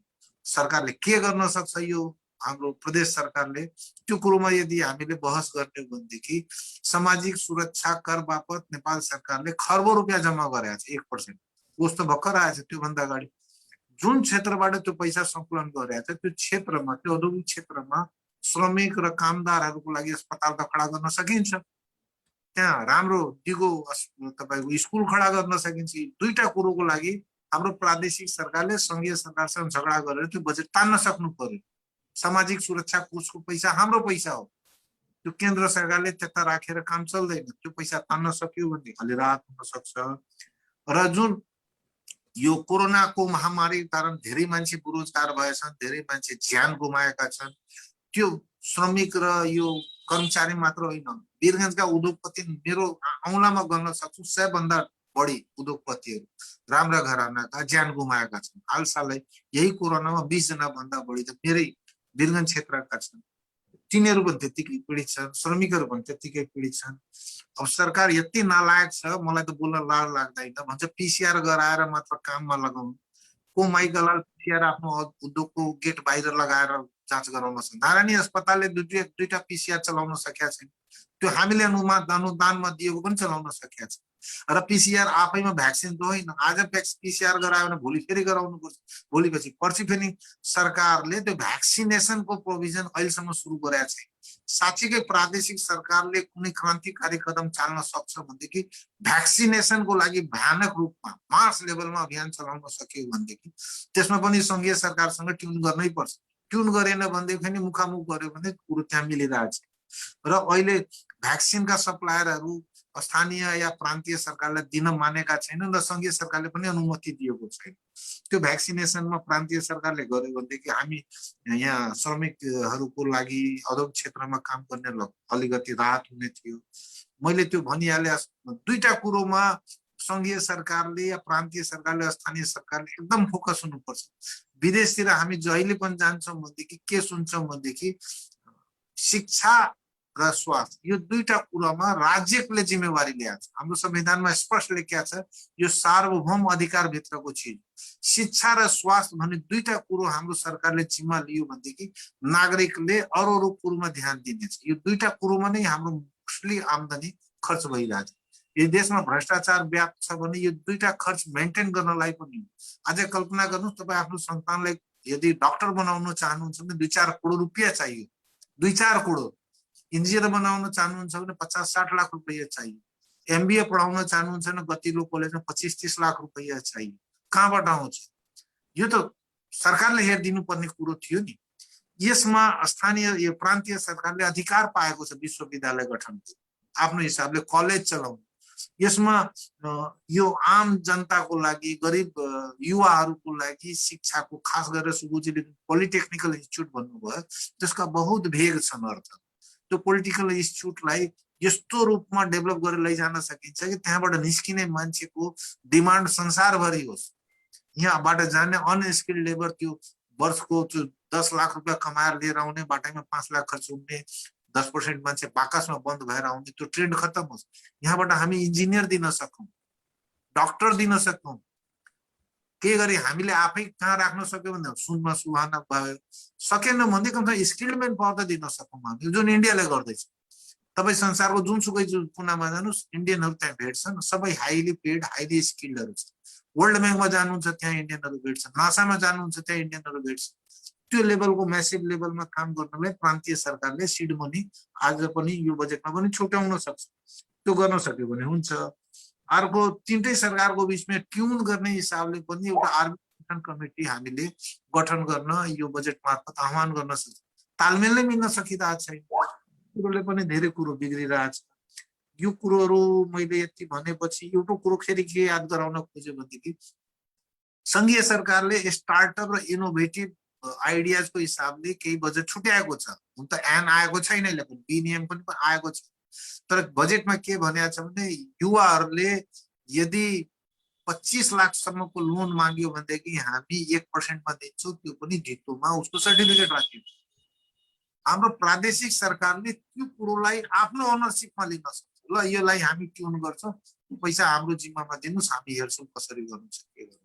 बरु प्रादेशिक सरकारले आफ्नो बजेट पनि त्यसमा समावेश गर्न सक्छ। संघीय सरकारको आफ्नो बजेट हुन त्यो कुरोमा अलिकति हुन सक्छ। अनि कृषिको कुरोमा मैले फेरि दोहोऱ्याएँ, कृषि हाम्रो लागि बहुत ठुलो एउटा अपर्च्युनिटी हो। त्यहाँ फर्टाइल ल्यान्ड हामीसँग छ, यसको धेरै ठुलो छ। कृषि भनेपछि हामी फर्स्ट पालीलाई नै बुझिरहेछौँ, फर्स्ट पाली भनिरहेको छैन। जुन ठाउँमा गोलभेडा हामी उब्जाइरहेछौँ, लान क्षेत्रको कुरो गरेको, यता तपाईँको बर्दिवासतिरको कुरो गरेको, गोलभेडा काउली यिनीहरूको, त्यहाँ काउली र गोलभेडा बेच्नु जरुरी छैन। त्यहाँबाट हामीले अचार, केचप, टमाटो सोप निकाल्न सक्यो भनेदेखि, जस्तै भुटानबाट नेपालमा आइरहेछ सुप केचपहरू, जस्तै हामी इन्डियातिर भुटानतिर पनि पठाउन सक्छौँ, या बङ्गलादेशतिर पठाउन सक्छौँ, या अरू पनि कन्ट्रीहरू छन् जहाँ खेती योग्य जग्गाहरू कम छन्। त्यहाँ तपाईँ जानुहुन्छ भने लाहान राजविराजतिर आँपको त्यत्तिकै फसल हुन्छ। अब आँप लाउँदा लाउँदै अहिले त सडिरहेछ, त्यहाँ कोरोनाको कारण लकडाउन छ। आँपको हिसाबले आँपसँग रिलेटेड इन्डस्ट्रीहरूको स्थापनाको कन्सेप्ट लिएर आउन सक्छ। त्यहाँ अलिकति हाम्रो ध्यान पुगे छैन जस्तो मलाई लागिरहेछ। अर्को कुरो बारम्बार मैले भन्दै आएको थिएँ, यो प्रत्येक गाविसलाई खुसी पार्ने, प्रत्येक निर्वाचन क्षेत्रलाई खुसी पार्ने जरुरी नै छैन। तपाईँ स्याम्पलिङ गर्नुहोस्, प्रत्येक गाविसलाई 5 किलोमिटर बाटो दिने, 1 किलोमिटर बाटो दिने बहुत हास्यास्पद कुरो छ। संघीय सरकारले पनि कुनै बेलामा प्रत्येक गाविसलाई 5 लाख बाँड्ने अभियान चलायो थियो। बाँडेर खाएर त्यो उपभोक्ता समिति गठन गरेर बर्बाद गर्ने पैसा। यो सरकारले नगरोस् बाँड्ने काम। चुनावलाई ध्यानमा राखेर पोपुलरिटी कन्टेस्टमा नजाओस् भन्ने मेरो चाहना छ। म यति भने लास्टमा महिलाहरूको पनि कुरो आएको थियो। महिलाहरूको लागि के गर्न सकिन्छ? अहिले हामीहरू महिला उद्यम केन्द्र ठाउँ ठाउँमा गठन गरिरहेछ। हाम्रो प्रदेश सरकारमा पनि एकजना महिला नै छन्, त्यो एनवाईएफ जनकपुरकी अध्यक्ष पनि हुन्छ, महिला उद्यम केन्द्र पनि अध्यक्ष हुनुहुन्छ। उनलाई हामी अलिकति इनिसिएसन लिन आग्रह गरेका छौँ। विभिन्न उद्योग महासङ्घमा हुनुहुन्छ। महिलाहरूको मामलामा यदि हामीसँग कुनै प्रपोजल आइरहेछ भनेदेखि हामी फर्स्ट प्रायोरिटीमा राखिरहेछौँ। उनीहरूको लागि कहाँ गएर झगडा गर्ने हो, लडाइँ गर्ने हो, हामी तयार छौँ। त्यो प्रपोजल आओस्, हामी नै त्यसमा लाग्छौँ। सरकारले महिलाहरूको लागि छुट्टै यो गरिदिने भनेर भनेको छैन र के गर्दाखेरि ठिक हुन्छ त्यो आयो भनेदेखि राइटिङ्समै हामीहरू यो अहिलेको प्रदेश सरकारलाई मात्र होइन स्थानीय सरकारलाई र केन्द्र सरकारलाई पनि हामी घचघचाउँछौँ जानु पर्यो भने गएर लबिङ गर्ने एडभोकेसी गर्ने त्यो पनि गर्न तयार छ यति भनेर मेरो कुरो अहिलेलाई टुङ्ग्याए फेरि अरू कुरो आयो भने भन्नु धन्यवाद धन्यवाद सर धेरै कुराहरू हाम्रो साथीहरूको जिज्ञासा समेटियो हामीले 45 मा भने पनि अब यो बहस राम्रो चलिरहेको छ सरहरूको कुरा पनि आइरहेको छ र यस्तो बहसले गर्दा पनि केही न केही पक्कै पनि हामी जस्ता युवाहरूमा सिकाइ पनि हुन्छ र सरकारलाई कहीँ न कहीँ दिमागमा त जरुर सरकारसम्म पुग्छ शुभ सरलाई पनि मेरो यही जिज्ञासा जुन साथीहरूले भन्नुभयो अझ त्यसमा केही थप दिनको लागि यही जिज्ञासामा रहेर राखिदिनको लागि म अनुरोध गर्छु पुनः सम्पूर्णमा धन्यवाद सर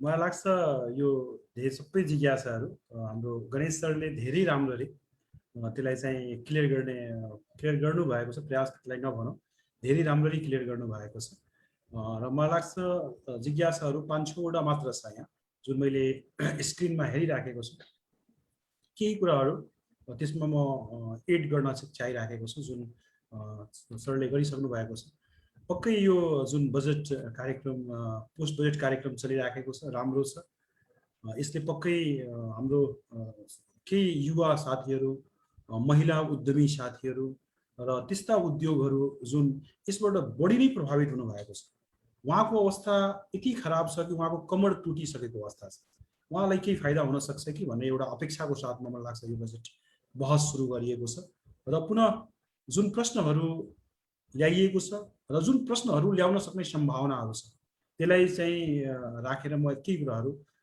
राख्न गइराखेको छु प्रथम म हाम्रो महिलाको जुन कुराहरू आएको छ त्यसमा केन्द्रित हुन गइरहेको छु मलाई अलिकति सेन्सेसन भयो साथीहरू हामी भन्छौँ पुरा विश्वमा अथवा नेपालको कुरा गर्दाखेरि नेपाल मात्र हाम्रो यस्तो देश हो जहाँ महिलाको जनसङ्ख्या बढी छ पुरुषभन्दा पनि मलाई लाग्छ डाटाले यही भन्छ त्यसले गर्दाखेरि 50% भन्दा बढी जुन देशमा एउटा श्रम गर्ने काम गर्ने ब्रेन सेटहरू घरमा बस्न सक्ने अवस्था छ भने विकासको अवधारणा हामी कसरी लिएर आउन सक्छ एकातिर हाम्रो देशमा राष्ट्रपति लगायत ठुला ओहदामा महिलाहरू पुगेर उहाँहरूले आफ्नो जुन विवेकहरू छ हाम्रो कार्यक्षमताहरू छ त्यसको प्रदर्शनहरू गरिराख्नु भएको छ भने अर्कोतिर एउटा ठुलो जमात जुन घरमा चामल दाल तरकारी बनाएर बच्चाहरूलाई स्नेह प्यार दिएर र आफ्नो समयहरू बिताइराख्नु भएको अवस्था त्यो राम्रो पक्ष हो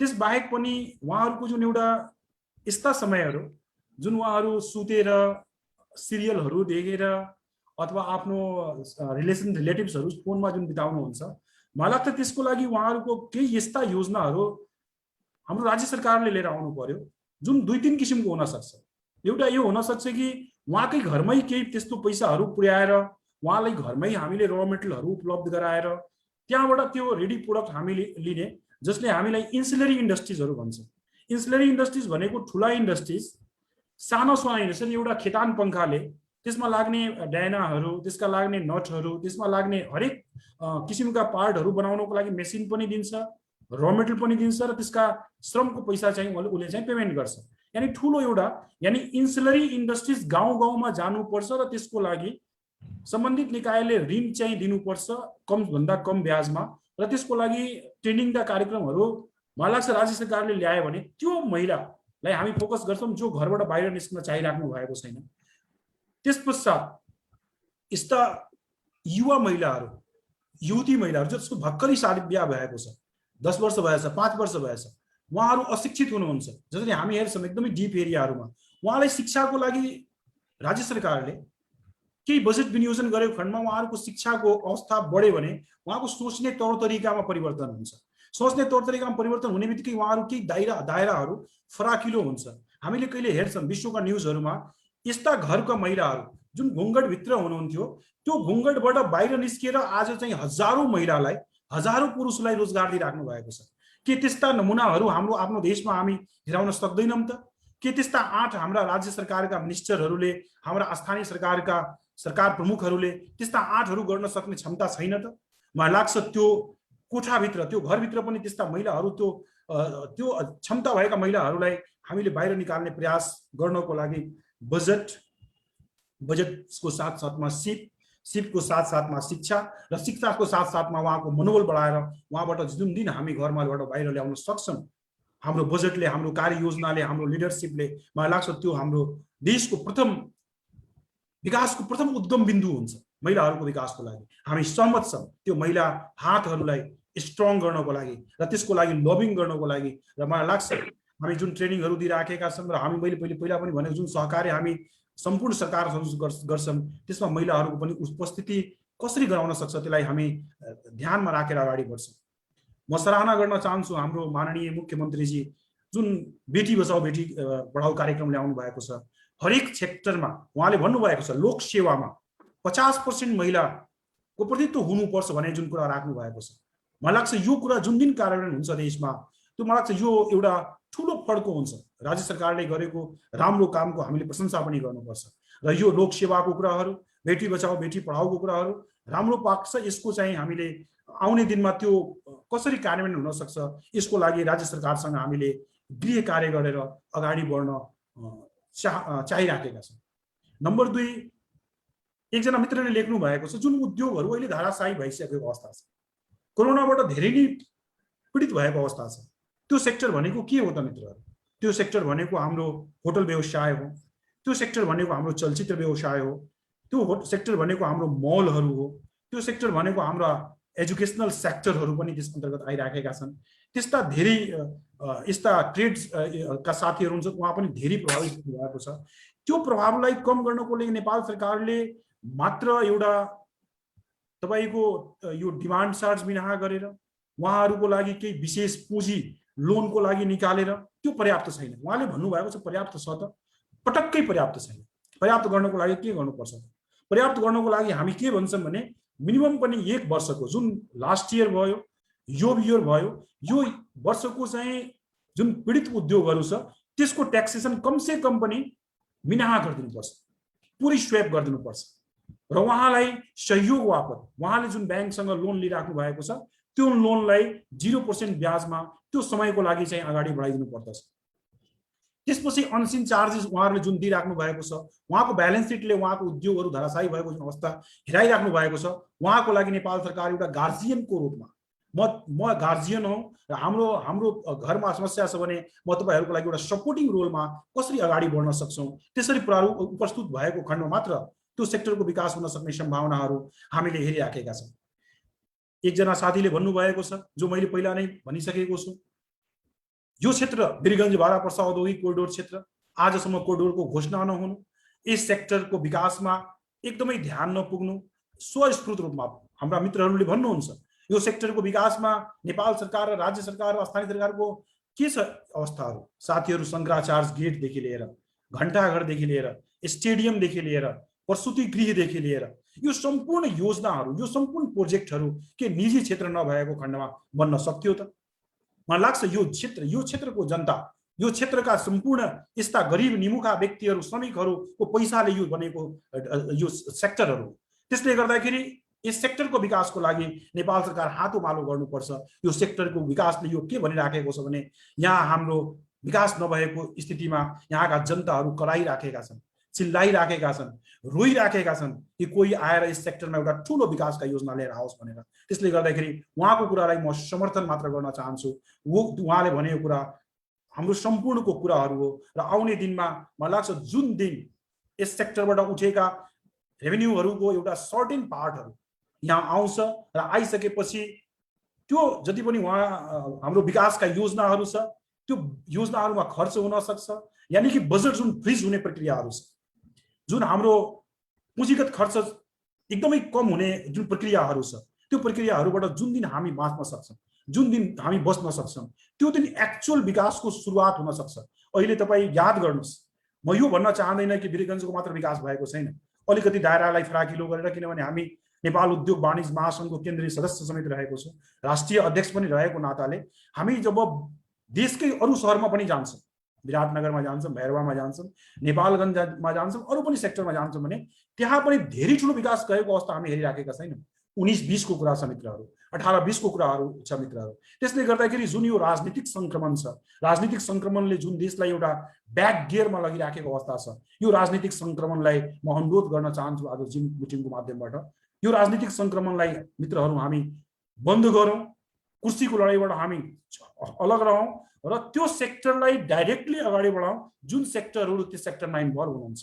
यस देशको विकासको लागि जबसम्म निजी सेक्टरका साथीहरू, उद्योग वाणिज्य मन्त्रालय, हाइड्रो पावरका एक्सपर्टहरू, ऊर्जा मन्त्रालय, हाम्रा अर्थका विज्ञहरू, वित्त मन्त्रालय र हाम्रा एउटा किसान जुन एउटा खेतीपाती गरिराखेको छ र किसानको सम्पूर्ण पीडाहरू बुझिराखेको छ, जबसम्म त्यो कृषि मन्त्री बन्न सक्दैन तबसम्म यस्ता व्यक्तिहरू जसलाई कृषिको क थाहा छैन, उद्योगको उ थाहा छैन, वित्तको ब थाहा छैन, त्यो व्यक्तिहरू जबसम्म सरकारमा आएर मन्त्रालयसम्म आएर अगाडि बढ्न सक्ने प्रक्रियाहरू जारी रहन्छ तबसम्म देशको विकास हुने सम्भावनाहरू एकदमै न्यून छ मित्रहरू। त्यसैले म के भन्छु, युवा मित्रहरू, तपाईहरू यो कुराहरू भाषणमा यो कुराहरू गर्नुपर्छ, यस्तो हुनुपर्छ भन्दा पनि बाहिर आएर तपाईहरू अगाडि आउनुहोस्।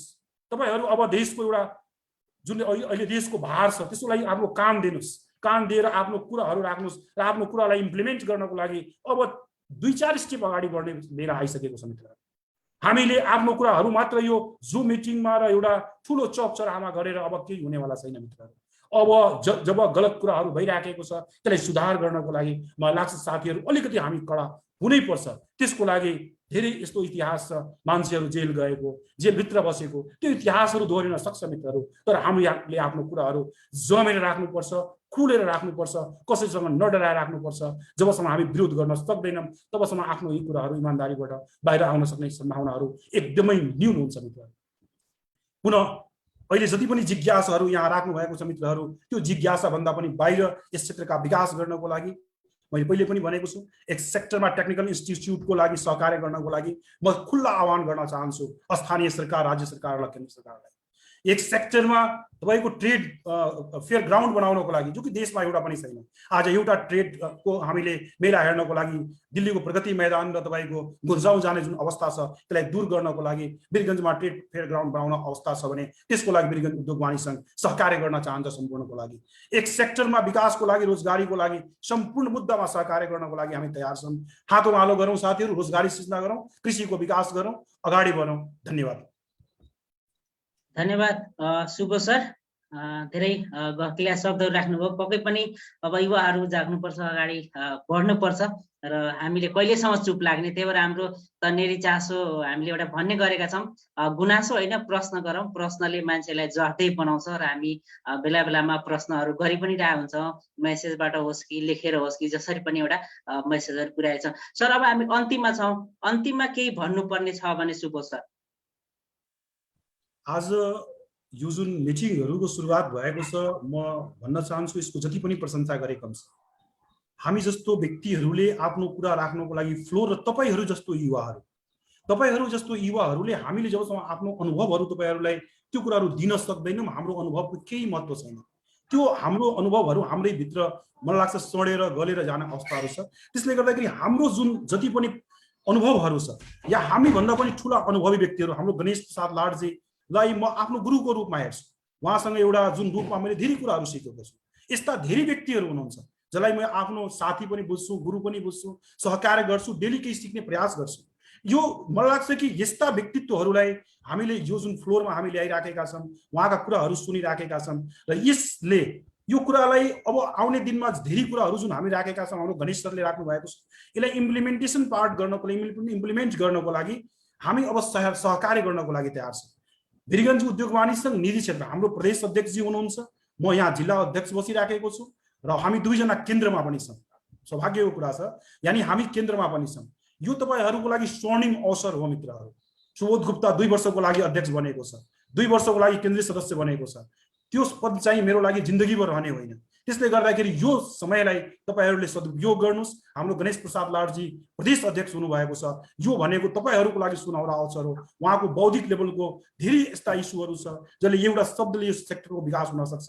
मैले जब धेरै कुराहरू उहाँसँग सिकेर त्यसलाई चाहिँ हामीले म अर्जन गरेर बढिराखेको अवस्था छु साथीहरू। त्यसले गर्दाखेरि सम्पूर्ण साथीहरू युनाइट हौँ र यस्ता कार्यक्रमहरू गरौँ, जुन पनि कारक तत्त्व हुन सक्छ हामी युनाइट छौँ। नेगेटिभिटीमा धेरै कुराहरू कहिले पनि नगरौँ साथीहरू। मैले पहिले पनि भनेको छु, अँधेरोमा पनि सानो तारा हेर्ने प्रयास गरौँ साथीहरू। त्यो ताराको चर्चा गरौँ, पुरा अँधेरोलाई बिर्सौँ र विकासको बाटोहरू खोजौँ साथीहरू। हामी युनाइट भएर अगाडि बढौँ। वीरगञ्ज उद्योग वाणिज्य सङ्घ र प्रदेश सङ्घ तपाईँहरूको साथमा छ। यो 2 वर्ष हो, 2 वर्षको म होइन, तपाईँहरूले कति युटिलाइज गर्न सक्नुहुन्छ यो तपाईँहरूभित्र भर पर्छ मित्रहरू। धन्यवाद। हस्, धेरै धेरै धन्यवाद शुभ सर। अन्त्यमा पनि केही कुराहरू राखिँदै अहिलेको लागि यो हामी समापनतर्फ जान्छौँ। केही कुराहरू राखिदिनको लागि अन्त्यमा केही जिज्ञासा अथवा केही कुराहरू भन्नुपर्ने गणेश सरलाई पनि म अनुरोध गर्छु अन्त्यमा। म पुरानै कुरो दोहोऱ्याउँछु। धेरै साथीहरू पछि आए, खास गरेर मोनिका म्यामले भने केही कुरो छुट्याए, त्यसकारण मैले अब उनी आफै पोलिटिकल ब्रिथमा एक्टिभ र पढे लेखेकी महिलाहरूमा उनको बहुत रेस्पेक्ट गर्छु। यसकारण मैले किन दोहोऱ्याएँ भनेदेखि त्यो कुरो उनले बडा आरामले ठाउँमा पुर्याउन सक्छन्, त्यो हामीलाई जरुरी पर्छ। यो पालिको आर्थिक बजेट हाम्रो प्रान्तीय सरकारले, प्रदेश सरकार भनौँ दुईले ल्याउँदाखेरि 4-5 वटा कुरोलाई एकदम फोकसमा पिलरको रूपमा ल्याउनु पर्छ। हेल्थ भनेपछि त्यो पैसा बाड्ने हेल्थको होइन, इन्फ्रास्ट्रक्चरल खर्चको लागि कुरो भनेको, उपकरणको मामलामा भनेको, एडुकेसन भनेको, कन्सेप्टको मामलामा विश्वविद्यालयको जुन कुरो आएको छ त्यो स्वागत योग्य छ। त्यसलाई अझै कङ्क्रिट रूपमा कसरी लिएर जाने, एडुकेसनमा त्यो पोलिटेक्निक इन्स्टिट्युट पनि आयो, अरू तपाईँको एग्रिकल्चरल इन्स्टिट्युट पनि आए, तपाईँको अरू ट्रेडिसनल एडुकेसनका कुरोहरू आए। थर्ड कुरो मैले भने ट्रान्सपोर्टेसन, रोड एन्ड ट्रान्सपोर्टेसन एउटै कुरो हो। गाउँ गाउँमा तपाईँको सदरमुकामसम्मको पहुँच बनाउनलाई सरकारले के गर्न, सारा सरकारले सङ्घीय सरकारले दिएको हुँदैन, गाविसको पनि आफ्नो लिमिट हुन्छ। त्यहाँ ट्युन गरेर ट्रान्सपोर्टेसनलाई अझै सहज गर्न सक्यो भनेदेखि त्यो एउटा कुरो। चौथो कुरो मैले भने ल एन्ड अर्डर। सङ्घीय सरकारको आफ्नो गृह मन्त्रालय छ, आफ्नो रक्षा मन्त्रालय छ, त्यो ठिक छ, आफ्नो ठाउँमा छ, त्यसमा हामी च्यालेन्ज नगरौँ, तर आफ्नो पाराको पनि हुनुपर्छ भने यो प्रदेश सरकारको अवधारणा हो। फेरि हाम्रो प्रदेशको मात्र होइन, अरू प्रदेशले पनि त्यो अवधारणा लिएर आएको छ, त्यसमा अगाडि बढौँ, त्यसमा खुट्टा कमाउनु पर्दैन। अर्को मैले भन्ने थिएँ, हाइड्रो इलेक्ट्रिसिटी छैन हामीसँग सोलर होला या विन्ड होला, विन्डको पोसिबिलिटी छैन टेक्निकली, सोलरको छ। सोलरको फेरि भयानक राम्रो छ, हामी कहाँ जुन टेम्परेचर छ त्यसको गजब लाभ लिन सक्छौँ। जग्गाको समस्या छ, मैले आफै जितेन्द्र सुङ्गलजीसँग गफ गर्दाखेरि उहाँले भने अरे यार जमीन ही नहीं है, या तो प्रान्तीय ये स्थानीय के पास में है या संघीय सब, त्यो के हुन्छ लिजमा लिने के गर्ने, तर यसमा भिड्नु पर्छ। अर्को कुरो मैले टुरिज्मको पनि उठाएको थिएँ। धन कमाउनु पर्यो भनेदेखि टुरिज्मको पोसिबिलिटी छ, त्यसको टुरिज्मसँग त्यो सरोकार राख्ने साथीहरूले अगाडि राखेर गर्ने हो भनेदेखि प्रान्तीय सरकारलाई धन पनि आउँछ र बाहिरबाट डलर पनि आउँछ हामीलाई। औद्योगिक क्षेत्रबाट पनि राम्रो आम्दानी हुन सक्छ। वीरगञ्ज एउटा नमुना न हो यो कोरिडोर, यो प्रदेश 2 मै ठाउँ ठाउँमा त्यो त्यस्तो नमुना गर्नु पर्यो भनेदेखि त्यो स्याम्पलिङको रूपमा, प्रोजेक्सनको रूपमा सरकारले त्यो एउटा पाइलट प्रोजेक्टको रूपमा अभियान सुरु गर्न सक्नुपर्छ। यावत कुरोहरूको बीचमा म महिलाहरूलाई छुटाउन चाहिन्न। म कहिलेकाहीँ आफै पनि के सोच्छु, मेरै घरमा पढे लेखेको महिला छ, आफै रोजगार दिन सकेका छैन, क्वालिटी रोजगारको कुरो गरेको, फेरि रोजगार त सबैलाई छ। यस मामलामा सुबोध सरले बारम्बार भनिराख्नु भएको छ, म पनि भनिराखेको छु, हामीहरू व्यक्तिगत रूपमा या संस्थागत रूपमा कहाँ सामेल हुन सक्छौँ यो अभियानमा। वीरगञ्जमा पनि केही महिला साथीहरूको उद्यम थियो, हामीले वीरगञ्ज उद्योग महासङ्घले आफ्नै लगानीमा त्यो पापड बनाउने मेसिन उपलब्ध गरायौँ। 20औं पल्ट त्यो बैठकमा गयौँ, अनेक प्रोजेक्टहरूमा हामी कन्ट्रिब्युट गऱ्यौँ, उनलाई अगाडि पनि लिएर आयौँ।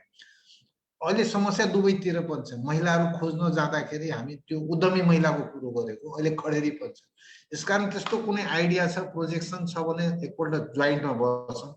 समस्या छ तर मिलेर गयो भने छुट्न सक्छ। अन्तरप्रेरणा भनेर एउटा संस्था छ, वीरगञ्ज उद्योग वाणिज्य सङ्घको साथमा कोलाबोरेसनमा काम गरिरहेछ। सुबोध सरले हिन्ट्स दिनुभएको थियो, त्यो मैले अझै स्पष्ट भने, निरज भन्ने एकजना भाइ छन् त्यसमा लागेका छन्। हामी कहाँ इलम भएका मान्छे तर इलमलाई इन्टरप्रेन्योरसिपमा कन्भर्ट नगर्न सक्ने मान्छेलाई इन्टरप्रेन्योर बनाउने काम त्यसले गरिरहेछ अन्तरप्रेरणाले। वीरगञ्ज उद्योग वाणिज्य सङ्घ त्यसको पार्टनर हो। त्यस्ता प्रोजेक्टहरू यदि कुनै छ भनेदेखि त्यसमा वीरगञ्ज उद्योग वाणिज्य सङ्घलाई तपाईँ अगाडि राख्नुहोस्, हामी छौँ। त्यो एउटा हामी लोकल लेभलमा गर्न सक्छौँ।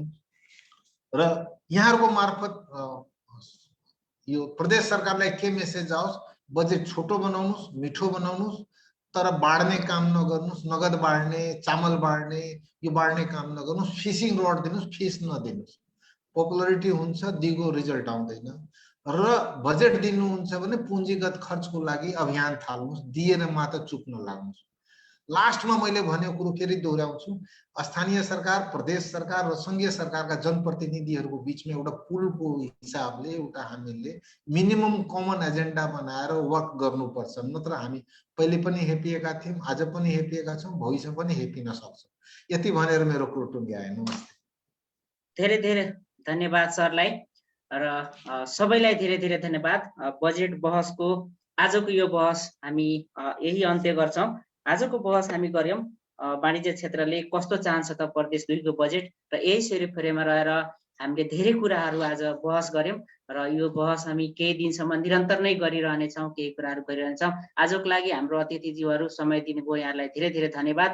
र जुममा र हामीलाई फेसबुक मार्फत जोडिने हुने सबै साथीहरूलाई धेरै धेरै धन्यवाद दिँदै आजको कार्यक्रम यही अन्त्य गर्छु। नमस्कार।